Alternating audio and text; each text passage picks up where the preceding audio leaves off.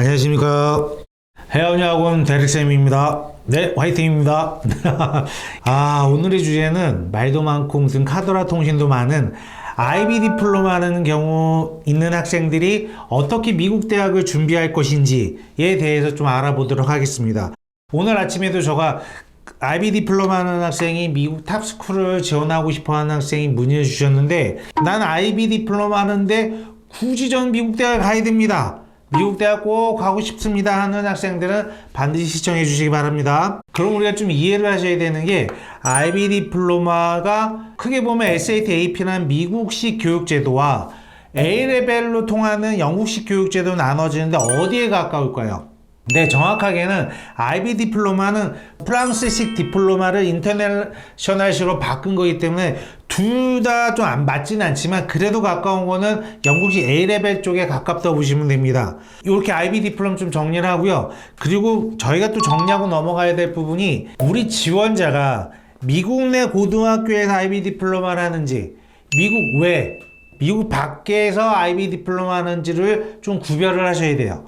오늘 말씀드릴 내용은 미국 외, 미국 밖에서 IB 디플로마 하는 학생들이 어떻게 준비해야 되는지 알아보도록 하겠습니다. 자, 학업 기간을 보면 고등학교 4년입니다. 미국식 제도는. IB 디플로마는 정확하게 2년이지만 미국 대학 지원하는 친구들은 4년치를 내야겠죠. 평가 범위 같은 경우도 SAT, AP는 기본적으로 미국식 교육제도는 스쿨 베이스로 평가를 하게 돼 있고, IB 디플로마는 스쿨 베이스보다는 인터내셔널 베이스라 보시면 됩니다. 평가 요소도 보면 선택 과목을 자유롭게 내가 하고 싶은 과목을 선택해서 내가 몇 과목을 하든 상관없습니다. 물론 탑 스쿨에 들어간 아이들은 많이 선택해야겠죠. 대신에 IB 디플로마는 그렇지 않다라는 거. 정확하게 6개 과목, ETOK까지는 8개 과목 정해져 있고, 그 중에 하이어 레벨 몇 과목, 스탠다드 몇 과목 나눠져 있다는, 이수 시간도 다 정해져 있어요. 그걸 반드시 이수해야만 받을 수 있는 디플로마라고 보시면 돼요. 과목 선택까지 본다면 방금 말씀드린 자유 선택이 있고 필수 선택으로 나눠진다라는 거예요. 최종 시험 여부도 AP도 최종 시험이 있습니다. IB 디플로마 당연히 있죠. 대신에 AP는 9학년서부터 12학년 사이에 내가 나누어서 공부를 하고 매 학년 학기 말인 5월에 시험을 보는 거와 달리, 아시다시피 IB 디플로마는 11학년 때 딱 시험 2어2 끝난 5월에 시험 봅니다. 한 번밖에 안 나온다라는 거죠. 그런 특징이 좀 나눠져 있기 때문에 빨간 글씨로 잘 나와 있지 않습니까? 잘 염두에 두시고 잘 따라오시기 바랍니다. 자, 앞에 이야기를 제가 좀 더 풀어서 설명해 드릴게요. 학업 기간을 보시면 미국 고등학교의 기본적인 개념은 4년이에요. 9, 10, 11, 12학년이 고등학교입니다. 그래서 미국 대학 원서를 제출할 때는 최소 9학년 성적서부터 업로드하게 되어 있습니다. 그 이유는 미국 대학 입장에는 기본적으로 내가 너의 고등학교 때 성적을 면밀하게 들여다보고 고등학교 성적을 파악하고 싶다는 의미예요. IB 디플로마인 경우에도 9학년서부터 제출합니다. 그럼 IB 디플로마 아이들은 9학년, 10학년 뭘로 묶여 있어요? MYP 내지는 IGCSE를 하겠죠. 묶이고 11, 12학년, 즉 12학년 1학기 성적까지 제출한다 보시면 돼요. 그러면 성적 제출하는 범위는 학업 기간은 동일하다 보셔야죠. 두 번째, 평가 범위를 보면 미국계 고등학교나 IB 디플로마나 평가 범위는 큰 차이 없습니다. 보통 IB 디플로마를 하는 학생의 경우 12학년 1학기 때 원서를 작성을 하고 파이널 시험이 5월에 봅니다. 그러면 미국 대학 때는 IB 디플로마 파이널 점수를 감안하고 오포를 줄 수 있는 시스템이 안 돼요. 예를 들어서 미국 대학이 얼리로는 11월 1일, 레귤러를 보통 12월 말로 본다고 한다면 원서 마감 후에 오퍼, 늦어서 3월 말이나 4월 초까지 나오기 때문에 올해 시험 보고 7월에 결과 나온 IB 디플로마의 액추얼 스코어를 평가할 수 없겠죠. 그러면 프리딕 스코어만으로 평가할 수밖에 없습니다. 단 11월 시험자가 있어서 IB 디플로마를 1월 성적 받는 경우는 달라지겠죠. 평가 요소를 또 들여다볼게요. 미국계 고등학교인 경우에는 9학년서부터 AP 수업을 들을 수 있다고 말씀드렸죠. 매 학년 끝날 때마다 올해 AP 시험을 본다고 말씀드렸죠. 네, 예를 들어서 예를 좀 들어드릴게요. 말씀을 드리면 잘 기억 못 하시잖아요. 아니시라고요? 기억하신다고요? 알겠습니다. A라는 학생이 있다고 치자고. A라는 학생이, 이 학생이 9학년 때 공부를 좀 잘해서 AP 사이콜로지도 듣고 그 시험도 보고 10학년 때 매크로, 마이크로, 바이오도 보고 세 과목 좀 붙이고 11학기 때 야 난 주력에 칼큘러스 BC, 피직 1, 케미스트리, 잉글리시 리터러처, 월드 히스토리 붙였다 치자고요. 거의 12학년 올라갔어요. 막 원서를 쓰겠죠. 그러면 수업 듣는 내용이 저는 피직 C 두 과목 듣고요. 인바이러먼트 사이언스까지 총 세 과목을 하고 있습니다. 까지가 원서에 들어가는 거예요. 입학사정관 입장에서는 이 학생의 9학년, 10학년, 11학년의 AP 학교 성적 플러스 액츄얼 스코어, 즉 다 모여서 시험 보는 그 외부 시험 결과까지 다 들여다볼 수가 있다라는 거예요. B라는 학생이 있다 치자고요. B라는 학생이 MIP 과정을 거쳐 IB를 하고 있다 치자고요. 그럼 이 친구가 하이어 레벨에 매스 AA 피직스 캠을 하고 스탠다드로 잉글리시 A, 이콘 체인스 B를 한다고 치면 이 친구 같은 경우는 제출한 9학년 성적부터 들어가면 MIP 성적 들어가고 11학년 성적 들어가고 프리딕 스코어까지 들어가겠죠. 그러면 MIP나 프리딕 스코어는 누가 주나요? 학교 선생님 주시죠. 그 입학사정 입장에서는 A라는 학생과 B 학생을 비교하자면, 굳이 비교하자면 A라는 학생은 9, 10, 11학년에 AP 시험 결과가 있기 때문에 표준 학력 평가 요소 인정을 할 수 있다라는 거고, IB 디플로마 학생 그런 자료가 없다라는 거예요. 야, 좀 난감하죠? 자, 과목 선택으로 다시 좀 범위를 좁혀볼게요. 미국계 고등학교인 경우에는 기본적으로 개설된 과목을 가지고 순차적으로 어려운 과목을 선택합니다. 예를 들어서 프리칼을 했다? 그럼 칼 AB라고 칼 BC를까지 올라가는 경우도 있는데, 난 칼 BC까지 하기 싫어. 그럼 안 하셔도 돼요. 다른 과목 하셔도 되는데, IB 디플로마 하는 경우에는 MIP, IB 이어 1, IB 이어 2로 넘어가기 때문에 심화 학습 과정을 발전하는 것에는 큰 차이가 없습니다. IB 디플로마의 경우는 필수 선택 과목을 반드시 선택해야 된다라는 단점이 있어요. 이게 장단점으로 작용하게 되는데, 기본적으로는 아까 말씀드린 것처럼 하이어 레벨 3개, 스탠다드 레벨 3개, 또 뭐가 있다고요? 5분 전에 얘기했는데 기억 못 하신다고요? 알려드려야죠. TOK 익스텐디드 에세이까지 총 8개 과목을 수강을 해야 돼요. 그리고 파이널 성적을 받는다고 보시면 됩니다. 만약에 중도에 한 과목이라도 페일을 하거나 내가 하기 싫으면 못하겠다 나오게 되면 IB 디플로마를 받지를 못하게 됩니다. 그러면 물론 미국 대학 갈 때는 큰 상관 없을 수도 있어요. 하지만 내가 아시아권 대학이나 국내 대학 3특, 12특 온다고 한다면 반드시 IB 디플로마를 받으셔야 돼요. 그래서 끝까지 가셔야 된다는 거예요.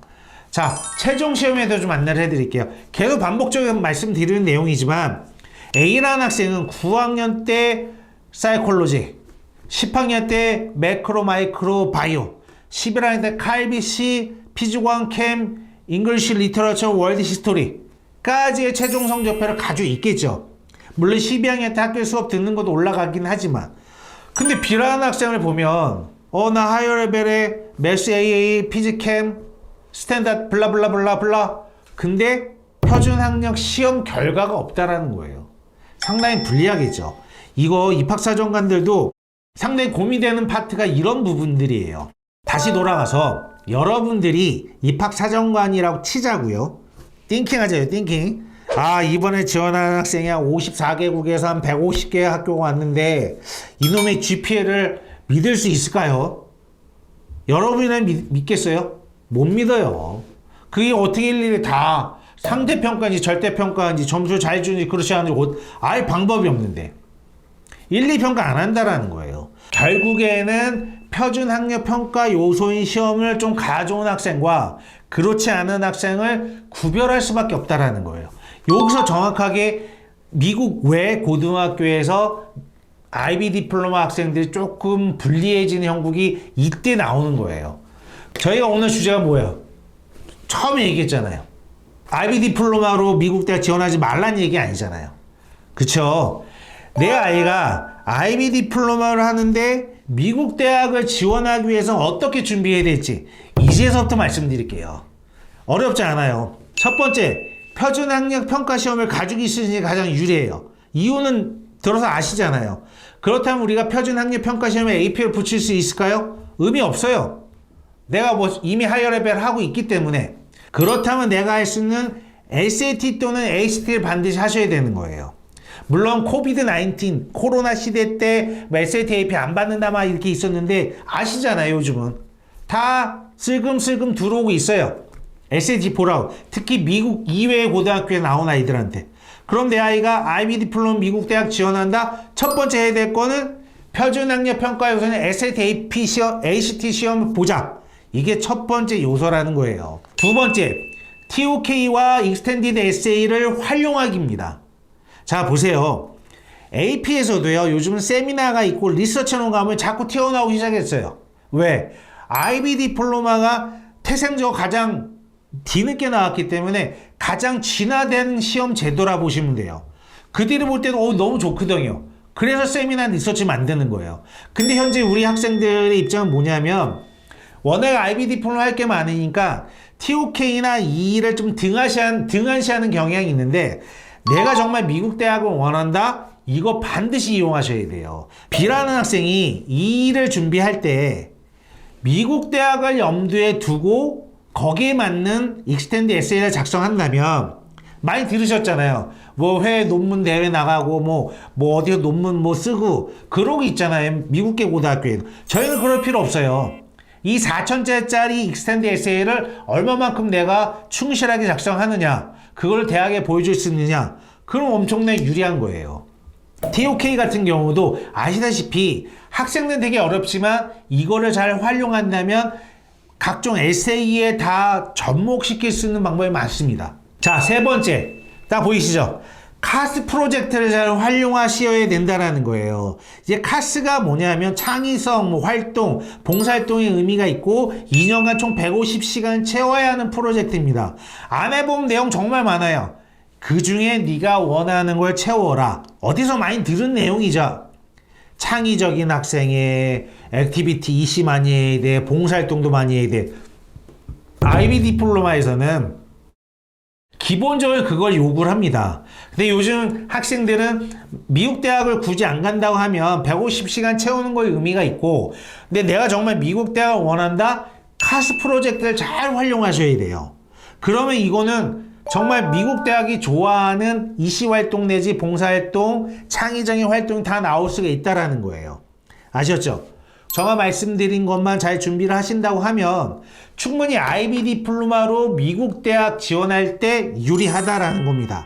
자, 마지막 정리해 드릴게요. 자, 우리 아이가 대릭쌤 IB 디플로마 하는데 미국 대학 무지 가고 싶어 해요. 현재 10학년이에요. 어떻게 해야 될까요? 하면 여러분들은 대답하실 수 있으셔야 돼. 이걸 보시면. 첫 번째, 표준학력 시험에 에세이 잘 붙여라. 두 번째, IB 디플로마에 있는 TOK-E를 잘 활용하자. 세 번째, 카스 프로젝트를 잘 활용해서 이것만 잘 준비를 한다면 굳이 우리가 미국 대학교를 지원 안 할 이유도 없고 지원해서 나쁜 결과를 얻을 이유가 없다라는 거예요. 아셨죠?